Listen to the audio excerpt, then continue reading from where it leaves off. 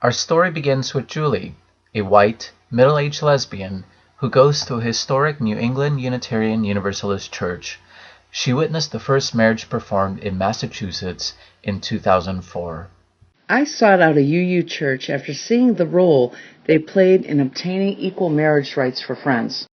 She now loves the emphasis on the inherent worth and dignity of lesbians, gays, bisexuals, and transgender people, and how often equality is preached from the pulpit. Lately, Julie wishes there would be more energy around immigration reform and climate change. She feels like her congregation is stuck right now. I've now come to appreciate that not all UU congregations are the same, and not all justice work gets the same attention. Further in the Deep South, Brian, an Asian American young adult with cerebral palsy, goes to a liberal UU church in the middle of a very conservative area. He enjoys the young adults group at church and the friendships he's built since he started attending in 2011. I started attending church 4 years ago when I read about this wonderful young adults group. Members of that group quickly became some of my closest friends. Now we fight for what matters.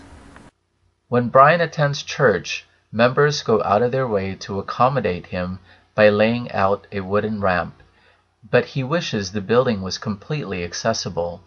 The problem is the congregation is quite stingy and thought it's enough to accommodate Brian on an as-needed basis. There is no need to engage in an expensive capital campaign. We know how to accommodate Brian's needs. As welcome as I feel from the young adult group, I physically can't connect with the whole congregation. The ramp is temporary, and I worry that the commitment is the same. And finally, we want to introduce you to Cece, who identifies as a male to female or MTF transgender person of color. She's middle class and considers herself to be a Christian Universalist. She attends a UU church in California that strongly identifies as humanist. The church tried 2 years ago to become a welcoming congregation, but the vote failed. Several members left. What will happen with the renewed process? I came to this church because it was one of the few places I could attend service looking the same on the outside as I do on the inside. But lately, Cece has been feeling like she doesn't belong. While members of the congregation welcomed her initially, she still gets a sense that the group of predominantly older, straight white humanists who were formerly Christians have set aside their theistic past and questioned her theological perspectives. The welcome I've received on Sunday morning seems to go only so far, and it's not just about my gender identity. In a way, I'm invited partially out of the closet as a transgender person, but asked to step back into the closet as a Christian. During a General Assembly plenary session, Julie, Brian, and Cece sat next to each other and were moved by the 3 questions the Journey Toward Wholeness Transformation Committee asked. We were excited to hear the words put toward our feelings that our faith was on a journey, even if it still had quite a ways to go. What we each wondered, however, was how committed to that journey was each of our individual congregations. They brought the 3 questions back to their respective congregations, engaged in a visioning process. They took a hard look at what they had in the congregation and told the truth about their current reality and brainstormed some ideas of what's possible.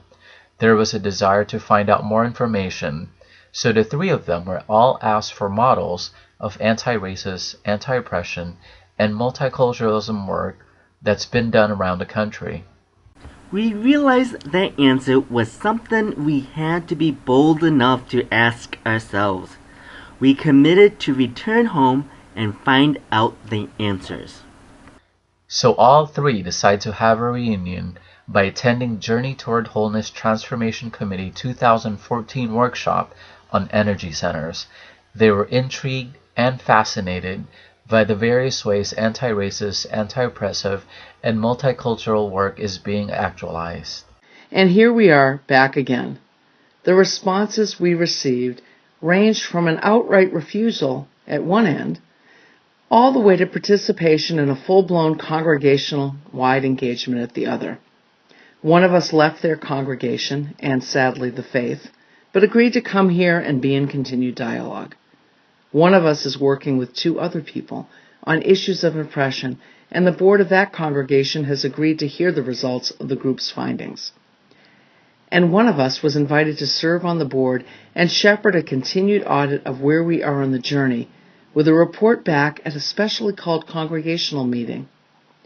We're not sure where we'll be next year, but right now we're clear that we are still on the journey.